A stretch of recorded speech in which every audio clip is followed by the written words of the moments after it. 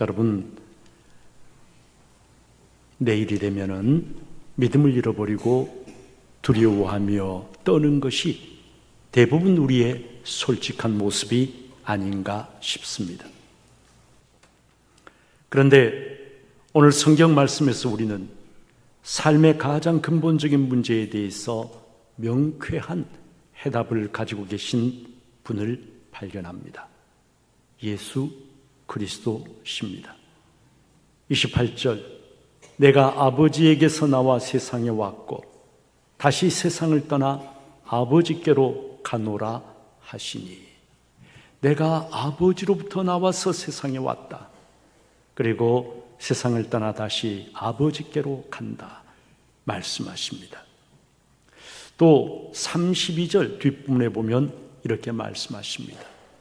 그러나 내가 혼자 있는 것이 아니라 아버지께서 나와 함께 계시느니라.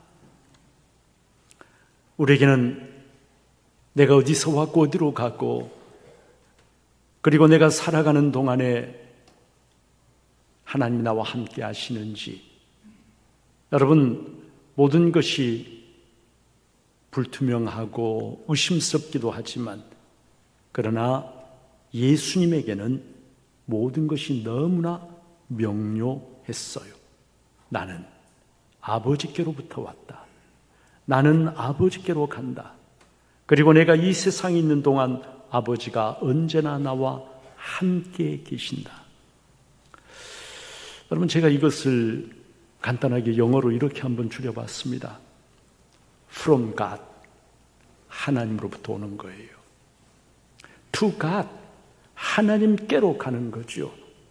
With God, 우리가 이 땅에 살 동안 하나님과 함께, 하나님이 나와 함께 살아가는 것. 사랑하는 여러분, From God, to God, with God, 이 세 가지가 우리에게 분명하고 확실하지 않기 때문에 우리가 이 땅에 살면서 두려움에 빠지고, 그리고 길을 잃고 우왕좌왕합니다. From God, 하나님으로부터 왔다. 하나님이 이 세상의 창조주이시고 나의 창조의 주인이시다. 이것을 모르니까 여러분, 삶의 목적이 뭔지를 몰라요. 나의 창조주가 어떤 목적을 가지고 나를 창조하셨는가를 깨닫지를 못한다는 거예요. To God, 내가 하나님께로 간다라고 하는 사실을 모르기 때문에 이 땅에서 두려워하고, 그리고 하나님 앞에 섰을 때 여러분, 그때를 내가 준비하며 살지를 못하는 거예요. 그리고 with God, 하나님이 함께 하신다라고 하는 것을 내가 믿지 못하기 때문에 이 땅에서 경험하게 되는 작은 어려움과 문제, 난관, 작은 그런 것 앞에서도 너무 쉽게 굴복하고 무너지고 패배하게 된다는 것입니다. 그런데 오늘 성경 말씀에는 실로 엄청난 그런 말씀이 나옵니다. 오늘 마지막 절인데요, 보면 33절 말씀, 다 같이 우리 한 목소리로 33절 말씀을 같이 읽겠습니다. 읽습니다. 시작. 이것을 너희에게 이르는 것은 너희로 내 안에 있어 평안을 누리게 하려 함이라. 세상에서는 너희가 환난을 당하나 담대하라. 내가 세상을 이겼노라. 앞절에서 주님께서는 결정적인 시간이 다가오고 있고 벌써 다가왔다라고 말씀하십니다. 결정적인 시간. 여러분, 어떤 것을 가리키는 것일까요? 바로 마귀 사탄이 세상 권력자들의 힘을 빌어서 하나님의 아들을 십자가에 매달고 처형하고 죽이는 그러한 시간입니다. 공포와 두려움에 질린 제자들은 다 예수님을 버리고 뿔뿔이 흩어지고 도망을 갈 것입니다. 이로써 모든 것이 허무하게 끝장나버리고 마귀 사탄이 완벽하게 승리한 것처럼 보일 것입니다. 예수 그리스도는 처절하게 패배한 것처럼 보일 것입니다. 그런데 여러분, 바로 그런 상황에서 가장 놀라운 고백이 터져 나옵니다. 32절 뒷부분이죠. 그러나 내가 혼자 있는 것이 아니라 아버지께서 나와 함께 계시느니라. 제자들이 예수님을 버리고 다 도망가 버리고 예수님 곁에 남아있는 사람이 아무도 없는 것처럼 보이는 그러한 때, 가장 외로울 것 같은 그때 주님은 아니다, 아버지께서 나와 함께 계시느니라 담대한 그러한 고백을 하십니다.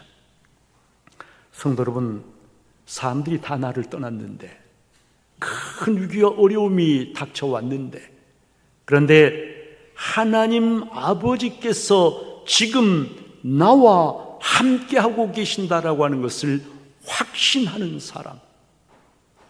여러분, 이 세상이 이런 사람을 무너뜨릴 수 있을까요? 하나님 아버지가 지금 나와 함께 계신다라고 하는 것을 여러분 믿고 확신하는 사람은요, 세상이 감당할 수 없는 사람이에요. 세상에 어떻게 할 도리가 없어요. 아무리 무너뜨리려고 해도 그 사람을 무너뜨릴 수가 없습니다. 여러분, 이 확신을 가진 사람은요, 삶의 어떤 상황 속에서도 아무리 어려움이 닥쳐오고 문제가 생기고 그래도 놀라운 평안을 누릴 수가 있습니다. 지금 예수님께서 제자들에게 말씀해, 이것을 너희에게 말하는 것은 너희로 하여금 내 안에서 평안을 누리게 하려 합니다. 예수 그리스도 안에 있는 이 놀라운 평안, 여러분, 그것이 어디에서 나온 것일까요? 예수님은 원래부터 그러신 분이야? 그런 걸까요? 그것은 너무 단순한 생각입니다. 하나님 아버지가 비록 지금 마귀 사탄이 그 결정적인 시간을 가지고 닥쳐오고 있지만 하나님 아버지께서 나와 함께하고 계심을 확신하기 때문에 예수님은 전혀 흔들리지 않는 평안을 누리고 계시고, 그리고 이 평안을 너희도 누리기를 원한다, 주님께서 그렇게 말씀을 하신 것이죠. 여러분, 그리고 이 확신과 고백, 아버지 하나님이 나와 함께 계신다, 이 확신과 고백으로부터 여러분 가장 엄청난 그리고 가장 놀라운 선포가 터져 나옵니다. 오늘 본문 말씀의 마지막 구절, 내가 세상을 이겼노라. 내가 세상을 이겼노라. 여러분, 대단히 죄송하지만 너무 중요한 말씀이기 때문에 제가 성경 원어로 이 말씀을 한번 읽어볼게요. 내가 에고 네 니케카 톤 코스몬, 에고는 내가 그런 말이에요. 에고는 나라는 말이잖아요. 네 니케카, 네 니케카라고 하는 말은 니카오라고 하는 말의 완료 시제입니다. 여러분, 니카오, 이긴다, 정복한다, 승리한다, 그런 말인데, 헬라 신화에서 승리의 여신을 뭐라 하면 니케라고 그래요. 니케 여신, 승리라고 하는 뜻이고요. 운동화 나이키 있죠? 나이키가 바로 니케의 영어식 발음이 나이키예요. 네니케카 톤 코스몬, 내가 세상을 이겼다. 여러분, 여기에 완료 시제라고 하는 무슨 말이냐면 이겼고, 과거에 이겼고, 영에서와 똑같이 지금 현재 그 결과가 나타나 있다, 그런 말입니다. 전쟁으로 치자면 적장을 지금 무너뜨리고 그리고 그의 머리를 밟고 서 있다, 그 말이에요. 그게 네니케카, 이겼다라고 하는 완료 시제의 의미라는 것이에요. 여러분, 다윗과 골리앗이 싸울 때 이스라엘 병사들은 다 두려워 벌벌 떨며 몸을 숨기고 있었지만, 그러나 다윗이 살아계신 하나님의 이름으로 골리앗에게 나가면서 여러분 어떻게 합니까? 물맷돌을 하나 던지잖아요. 이 물맷돌이 정확하게 날아가서 골리앗의 이마 한가운데 박힙니다. 그 거대한 몸집의 골리앗이 맥없이 그 자리에 쓰러지고 맙니다. 그리고 그 다음에 일어난 일을 사무엘상 17장 51절에서 이렇게 말씀을 하고 있어요. 다윗이 달려가서 블레셋 사람의 머리를 밟고 그의 칼을 칼집에서 빼내어 그 칼로 그를 죽이고 그의 머리를 베니 블레셋 사람들이 자기 용사의 죽음을 보고 도망하는지라. 그를 쓰러뜨리고 머리를 밟고 그의 머리를 베는 것, 여러분 이것이 이겼다, 네니케카라고 하는 이 말의 의미라는 것이죠. 예수님께서 세상을 이겼다. 여러분 무슨 말입니까? 여기서 세상은 우리가 지금 몸담고 살고 있는 물리적인 세상을 가리키는 말이 아닙니다. 여기서 세상은 영적인 의미예요. 세상은 다른 것이 아니라 선하신 하나님을 대적하고 하나님을 반역하고 하나님과 싸우고 있는 모든 악의 총체를 가리켜서 세상이라고 지금 말씀을 하시는 거죠. 이 세상에 있는 것들, 여러분 그것은 타락한 세상에 있는 것들은 하나님으로부터 온 것이 아니에요. 탐욕, 시기, 분노, 갈등, 음모, 배반, 거짓, 살육, 두려움, 그리고 죄와 죽음, 이것으로 일컬어지는, 여러분 이 모든 것들의 총체를 가리켜서 예수님은 세상이라고 말씀을 하십니다. 겉으로 보자면 예수님은 세상의 권력에 패배한 것처럼 보였습니다. 그것도 아주 철저하게 패배한 것처럼 보였습니다. 그러나 영적인 관점에서 본다면 예수 그리스도께서는 아버지 하나님의 뜻에 순종해서 십자가의 죽으심으로, 여러분 그 십자가의 보혈로 우리의 모든 죄를 사하시고 우리를 구원하시고, 그리고 죄와 사망의 권세를 깨뜨리고 사흘 만에 부활하심으로써 마귀 사탄이 사람들을 지배하고 통치하는 모든 권세를 완전히 산산조각을 내버리신 거예요. 창세기 3장 15절에 보면은 뱀이 여자의 후손의 발꿈치를 상하게 하겠지만 그러나 여자의 후손이 뱀의 머리를 상하게 할 것이다. 우리가 원시복음이라고 이야기하잖아요. 하나님께서 주신 최초의 메시아를 통한 구원의 약속이에요. 뱀의 머리를 밟는, 머리를 상하게 만드는 바로 예수 그리스도의 승리를 예언하시는 그러한 말씀입니다. 십자가 고난과 죽음을 앞두고서도 승리자로 당당하게 십자가를 향해 나아가신 예수 그리스도의 모습, 여러분 그것은 다른 어떤 것이 아니라 바로 아버지께서 나와 함께 계신다라고 하는 이 확신과 믿음에서 비롯된 것이었어요. 그리고 예수님은 지상생애 3년 동안 언제나 이 믿음으로 충만하셨어요.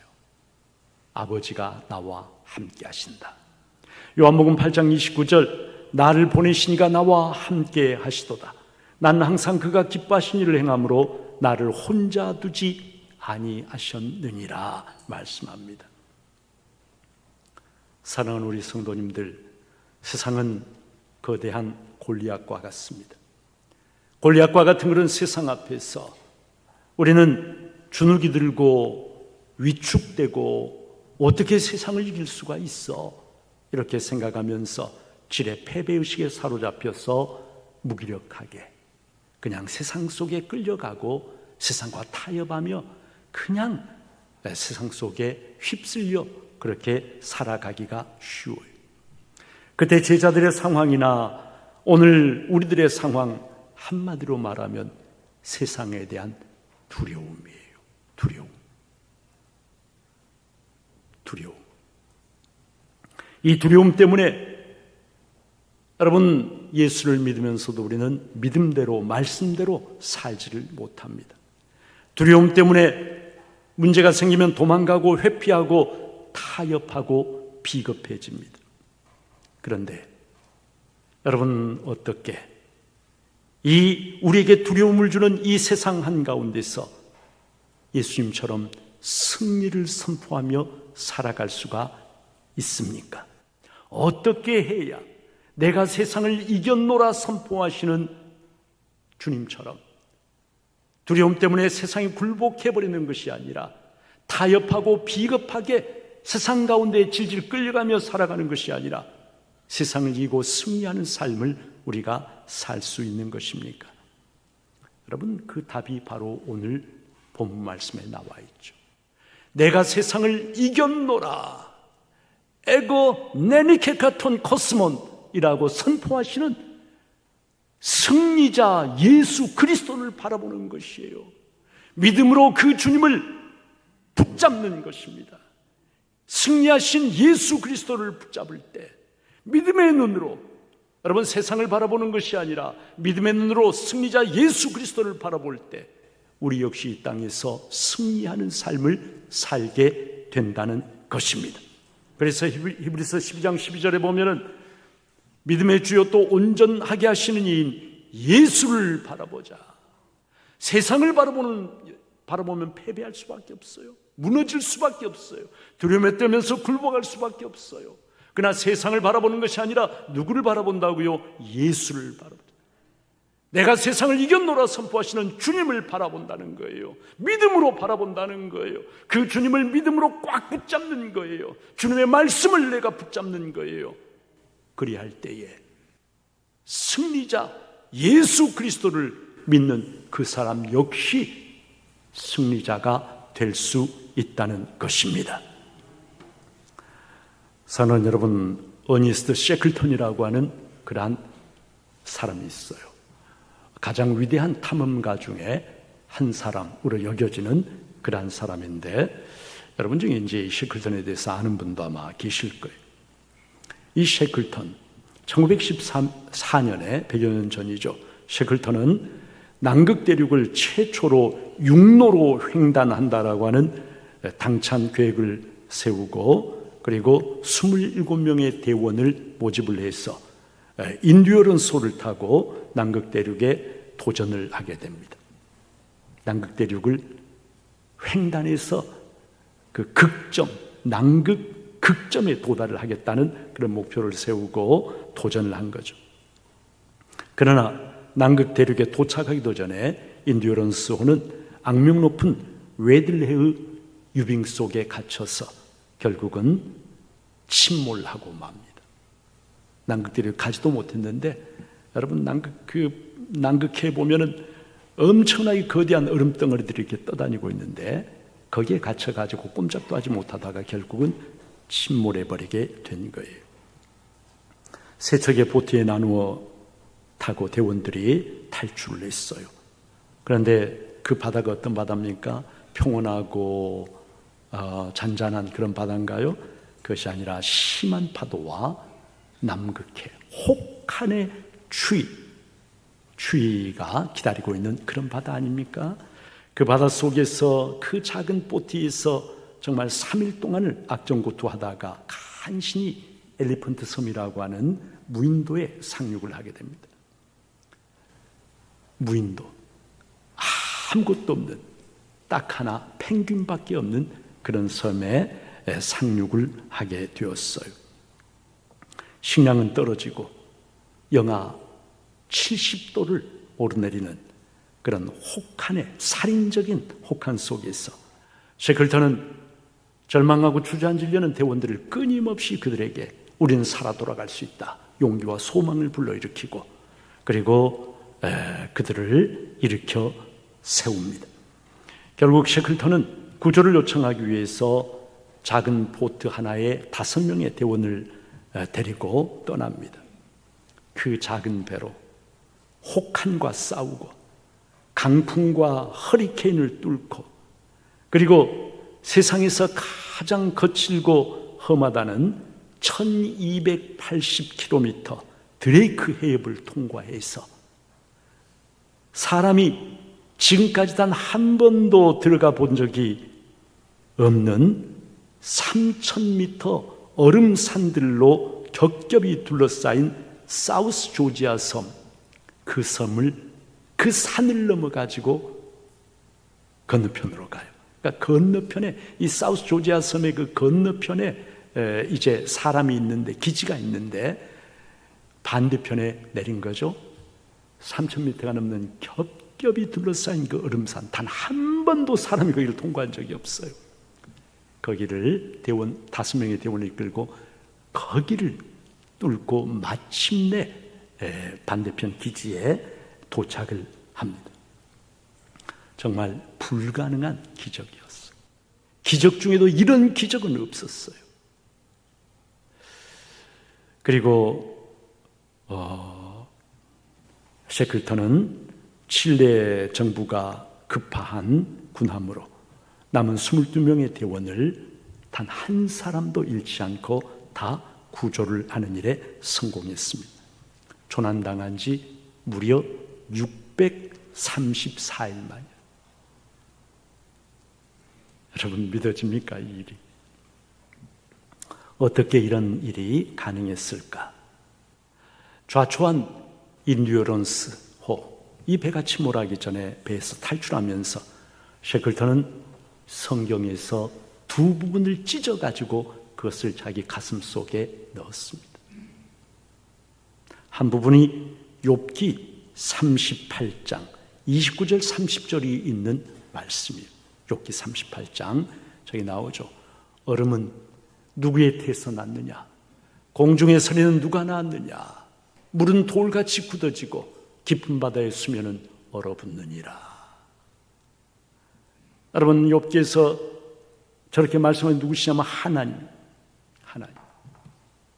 그래서 남극의 얼음덩어리들, 그리고 이 바다를 창조하시고 지금도 다스리신 분이 하나님이라는 고백을 담아서 욥기 38장을 뜯어가지고 갔습니다. 그리고 또 하나, 시편 23편. 여호와는 나의 목자시니 내게 부족함이 없으리로다. 여러분, 인간적으로 도저히 견뎌낼 수 없는 정말 지옥 같은 극한의 상황 속에서 셰클턴은 남극을 창조하시고 통치하시고 그리스도 안에서 나와 함께 하시는 살아계신 하나님을 붙잡았어요. 말씀을 붙잡았어요. 그것이 없었더라면 오래전에 그와 그의 대원들은 다 죽었을 것입니다. 아무것도 의지할 것이 없는, 인간의 힘과 노력으로 더 이상 어떻게 해볼 도리가 없는 극한의 상황에서 그가 살아남고 그가 성공할 수 있었던 이유, 바로 하나님이 나와 함께 하신다는 것을 믿고 하나님의 말씀을 붙잡았기 때문에 기적 중에 기적이 가능했다라고 하는 것이에요. 사랑하는 여러분, 우리는 세상에 살면서 자꾸 세상을 바라봅니다. 작은 일, 작은 문제가 생겨도 세상을 바라보고 환경을 바라보고 사람을 바라봅니다. 그러나 오늘 성경이 우리에게 말씀하시는 무엇입니까?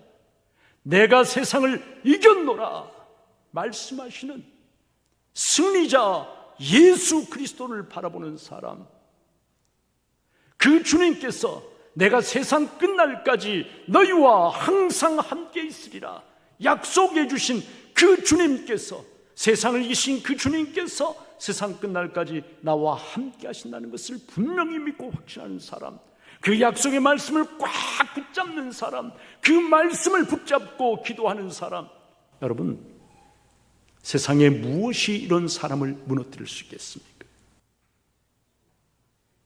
반드시, 그 사람은 반드시 내가 세상을 이겼노라 선포하신 주님과 함께 세상을 이기고 승리하는 그리스도인이 될 줄로 믿습니다.